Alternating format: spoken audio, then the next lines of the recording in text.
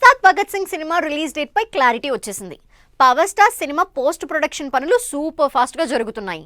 మరి దేఖ్లేంగే సాలా అంటూ సినిమాపై అంచనాలు పెంచేసిన మేకర్స్ సెకండ్ సాంగ్ కి టైం ఫిక్స్ చేశారా?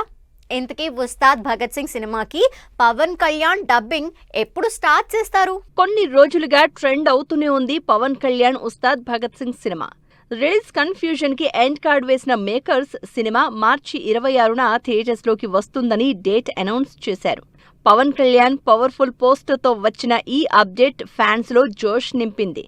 అంతేకాదు సమ్మర్ బాక్స్ ఆఫీస్ పవన్ సినిమాతో మొదలవుతూ ఉండడంతో ఎగ్జైట్మెంట్ పెరిగిపోతోంది.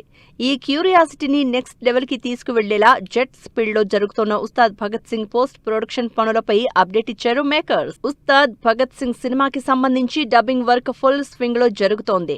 హీరోయిన్ రాశి ఖన్నా డబ్బింగ్ స్టార్ట్ చేసినట్లు అప్డేట్ ఇచ్చారు మేకర్స్. సినిమాలో శ్లోకా రోల్ ప్లే చేసింది రాశి ఖన్నా. సినిమాలో ఫ్లాష్ బ్యాక్ ఎపిసోడ్ లో రాశి ఖన్నా క్యారెక్టర్ ఉంటుందని తెలుస్తోంది.